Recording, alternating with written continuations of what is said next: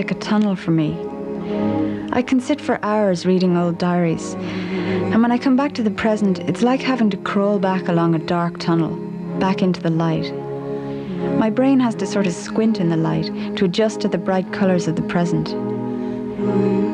Further back, before the diaries, which I started keeping when I was 11, there are photos and home movies. I wonder sometimes how much these influence my memory, and how many of my memories actually rely on the family stories that we've kept alive. It's impossible to know. I do know that the diaries, my photos and the films, they're all part of a huge need in me to record. I may have inherited this from my grandmother, because when she died we found 30 years worth of old driver's licenses in a drawer. I have to really make myself throw away that kind of stuff as well. I'm always thinking, maybe when I'm old, I'll want to sit there and look through that kind of thing. It's as though the past will escape me if I don't pin it down with these things. And then to look back would be to look over the edge of the void, as you do to a certain extent looking into the future. The past sort of steadies me, and although I feel I'm extremely different now than I was as a child or a teenager, I still need the weight of the past to steady me in the present. I think you have to train your brain to get it round the concept of time. It's so hard for me to believe now that I've almost 30 years of memories, that I can remember something that happened a quarter of a century ago. Most of us seem to marvel over these things, just as we never cease marveling over the weather, that it rained steadily for 5 whole days, or that winds reached 90 miles an hour, or that last Tuesday was so hot we lay out in the garden. It's not that I think there's anything of great value in my memories. I just rely on them for self-definition and to reassure me that I've had a life on this planet and that I'm alive now.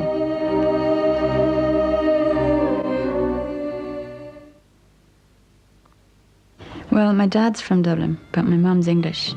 But her father was from Kerry, so there's kind of Irish links all the way through. She was born and brought up in London, and they met in England when he was working there, and when they married there, they came back about a year later to here. So we were all born, apart from my eldest brother, we were all born in Dublin, the 4 of us. There's 3 boys, all really close together, Simon, Steve and John, all within 4 years.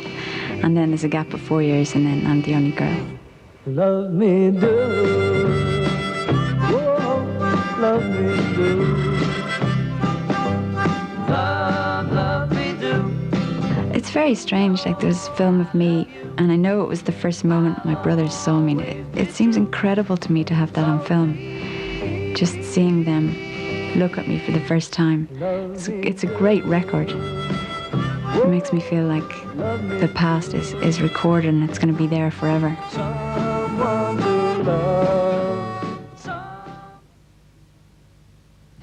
But it was hard when he was filming us. We always felt pretty shy about it because he'd try and, the camera's pointing at you and he would try and get us to talk so that our faces would be more animated and we could never think of anything to say. And I think I was less inclined to jump around and act the fool than maybe my youngest brother seemed to, enjoy it more, I think. Treat it as a show.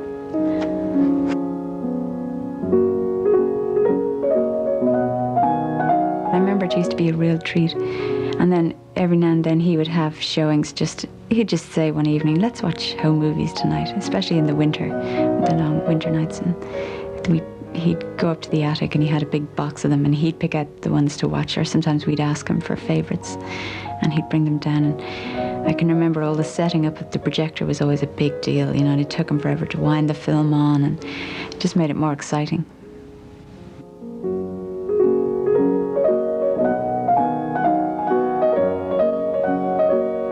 I think the movies tend to make you forget the other bits even more than you might otherwise, because they're the little episodes that you see and remember. But there was no big horror or stuff that I'd want to put out of my mind about the childhood at all. I think idyllic is a good word.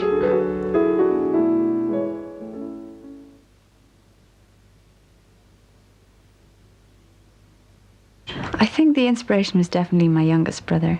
His character kind of comes through, and even though the poem is very much from the imagination, I think his character is captured in it somehow, or he was the influence for it.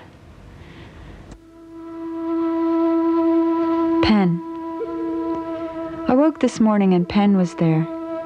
With him I walk barefoot on broken glass and swing sideways from the breeze, spreading the summer dust. Breakfast with Pen is a shady corner of the day. He watches the floating orange peel. I tell him lies, like children do. Pen gets in his car and drives, and when the dust has settled it is clear and noon, and I'm drinking cold liquid by the pool. Can we cross the world by Tuesday? I say it's hot today. Pen thinks so too. Together, apart, we swallow tastings of the day. They slip down easily. And down the Strand on Saturdays, the grasses stripe young lovers. We're not watching, but our eyes burn anyway. And beach-long waves sift round stories of heartbreak and of calm. It is evening. Pen sleeps. And I become much older with this late shaking of the leaves. I have promised I'll die easily. Pen says I never miss my cue. Through the gratings of the evening, he gets on his bike and rides. And in the small receding shadows of the day, the wheels turn in a loose metal kind of grin.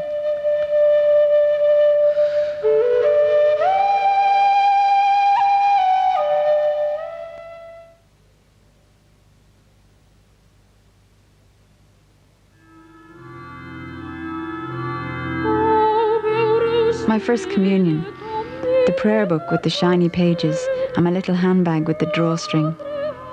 Dressing in front of the big oval mirror in Mum's room. The same feeling of being a porcelain doll as 21 years later on my wedding day in another white dress. My mother once overheard a small girl tell her mum on communion day, "Mummy, I just saw another princess." After church, the sweet shop opposite the butcher's on the hill in Raheny, Station Road. A black Mariah and a snapper. At home I was half glad and half reluctant to take off all the white clothes and put on jeans, runners and an anorak to go for a picnic.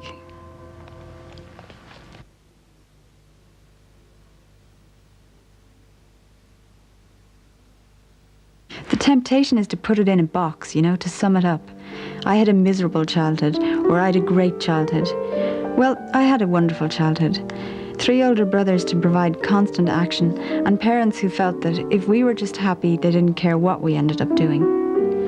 I think it was pretty cocooned, though. I don't remember much intrusion from the outside world. During the 70s, I was too young for the oil crisis to be more than a phrase, and in the early 80s, I sort of got scared about nuclear war as a kind of hobby. Then the death of a cousin aged 22 in 1980, and of my granny soon after, sort of woke me up to the adult world, where some occurrences had no obvious reason or meaning, and some pain could not be avoided. Richard, my eldest cousin, he was my mom's sister's kid, and he died actually of leukemia when he was 22, so it's quite poignant to look back on those films and to feel that he just looked like all the others. And he was marked in some way. But it's good to have the record too. He always kept his clothes on. The boys would strip off to underpants or whatever, and Richard was always fully dressed. He'd just roll up the bottom of his jeans a little bit. He was, maybe because he didn't have siblings, he was more reserved. Or maybe being English, I don't know, being the eldest. Very kind. I remember him giving me advice and being very kind and very stoical when he was ill. And he wrote me a letter once, I remember. I would have been about 12. This is when he knew he was dying. He said I was his best girlfriend. I thought that was great.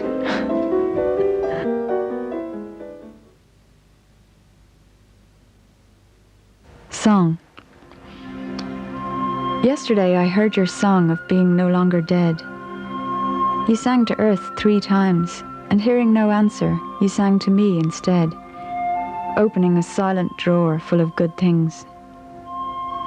The sharp pain was folded there among the scarves and fluttered lightly to the bedroom floor, let fall unseen, as I became many childish things before the mirror, empress, princess, queen.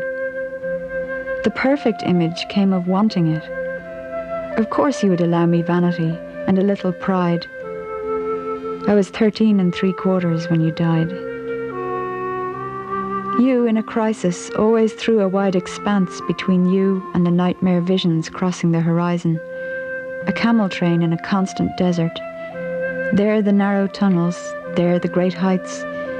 But although you allowed me vanity and that little pride, you also threw me from my refuge at your side. Yesterday, I sang your song of being no longer dead. I sang and sang again most loudly in my distress. They were 3 cries to earth, each without answer. The answer comes from wanting it, and I've never stopped wanting, so I sang to you instead. That's about my granny, my mum's mum, and she was great. She had this drawer full of scarves when I was a kid, and I always asked her could I play with the scarves, and I'd dress up in the scarves and pretend I was different things in front of her mirror, and I think that's captured in the poem. And then she died when I was 13, so that was my first, she and my cousin were my first real experience of death. Oh yeah, I'll tell you something I think you'll understand when I say that something. I wanna hold your hand. I wanna hold your hand. I wanna hold your hand. It's a big trigger from memory, particularly like the Beatles that we would have listened to. We always listened to lots of music in my house. The boys always listened to rock music, and then Dad had a lot of classical that we would listen to as well and get to know through him. And that has a tremendously powerful trigger for me, bringing me back into the past. And when I touch you, I feel happy inside. Those ones that we spent 2 or 3 in that house, Derry Lawn down in Sneem and Kerry, and they stand out. I think partly because at that stage Simon was 17, 18, 19, and we knew that these were the last holidays we were going to have together. And particularly the last year we were there, we knew that he was going to be gone, and this was the last holiday altogether. And my mum felt that very keenly, and I think she passed that down to me, and I used to feel that was very poignant as well, that this was the end of the family altogether.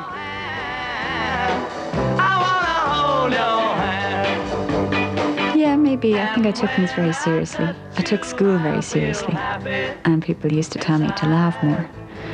And if you read the poetry, a lot of it's pretty sad. But I would say now, I'm not like that at all. I think I get a lot more joy out of life now than I used to. Yeah, you got that something I think you'll understand. What I can remember from the early 80s, being afraid of nuclear war and having dreams about it and wondering what would happen to the family, and, you know, if we just heard it was about to happen, what would we do? But other than that, I can't remember anything political, or we weren't a particularly political household, and I can't really remember anything impinging. I think I was in my own private world most of the time, reading and writing up in my room.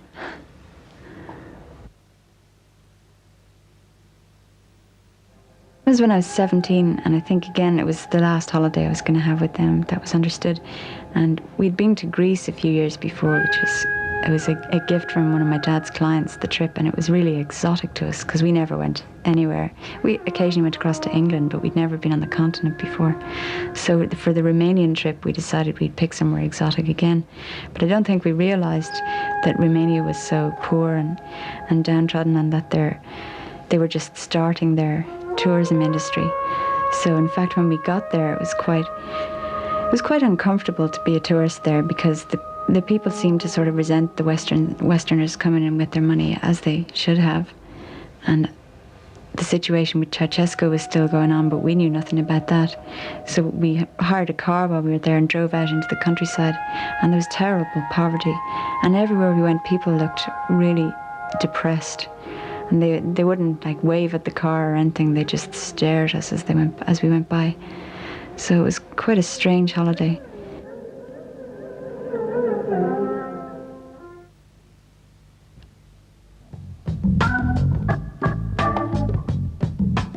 I'm living in California now, just north of San Francisco. And Steve, my brother, he lives about 80 miles away from me now. So we get to see each other fairly regularly. And I get to see his kid growing up. But my eldest brother I rarely see because he's in England. So even when I come home here, unless I pass through England, I wouldn't get to see him. But they came out to visit about a month ago, around Christmas time. And my youngest brother is living here near my parents. So the thing I feel most keenly, I mean, I miss seeing them a lot, but I hate not knowing their kids as they grow up, because I want to see how my brothers come out and their kids. And it's very sad that each time you see the kids, they're so different, you know. One time they're just lying there in the cot, and the next time they're walking and talking, and you don't know them at all. It's very hard to reconcile my past life with the life I have now. They're so different. And yet it's so familiar to me, all that stuff. And what's another thing that's hard to do is to believe that things might have changed. You know, the buildings are gone and you just assume it's going to stay the same as it was last time you saw it.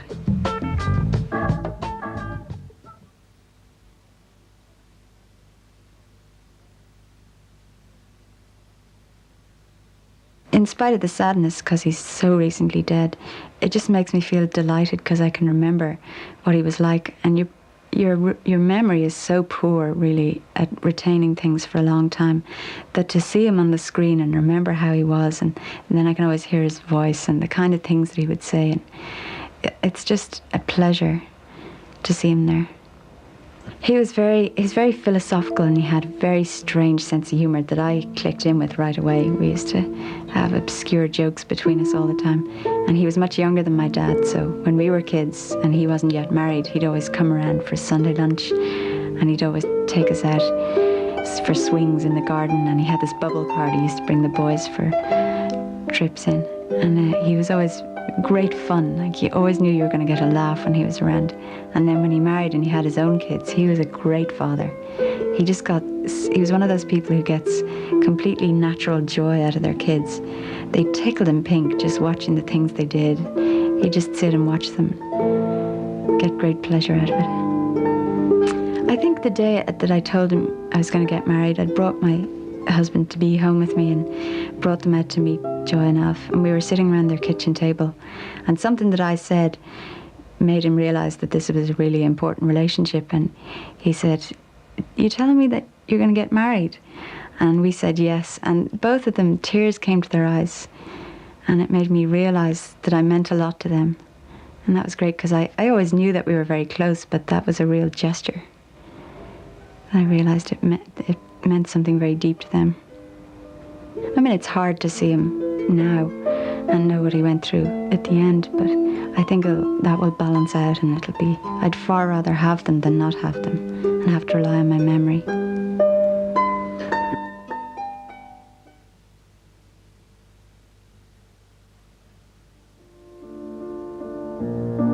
But I hope they'll last. It'd be a great thought, in the middle of the next century, people watching them. One thing that I always want to avoid, for my kids anyway, is eulogizing the past and how wonderful it was, because that's just not true. It's just how it was. I suppose it does give you a sense of mortality, but at least you'll be captured there somehow. It's hard to think about.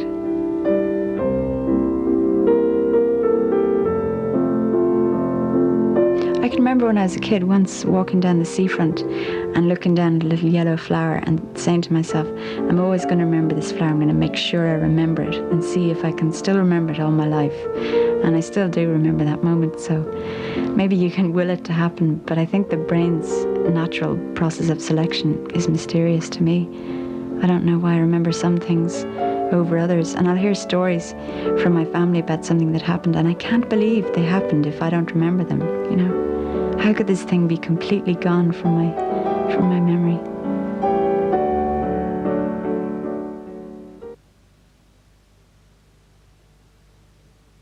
I'd written it because I wanted to dedicate the book to my three brothers, so I realised that poem was the only one I'd ever written, particularly about them and about my feelings when they all left, because I was still quite young when initially they all emigrated, and I thought it'd be nice to make that the title of the poem, of the book. home movie nights. Ratcheted in stills. How thin and brown the smooth-limbed brothers, throwing off their casts of sand. Bury me, I am a dead man. Framed in loose rolls of celluloid, and I, smaller even than the buried ones, up there on our sitting room wall. I was once caught under a giant wave. They brought me out alive. They did not save my life, for I was saved on celluloid. But through the wave I saw them dive for me. All my life they brought me, pearl-like, from the waves. And now, well used to handling the names of men long gone from me and unfamiliar grown, and opening the letters home, I do most of my wringing of hands alone.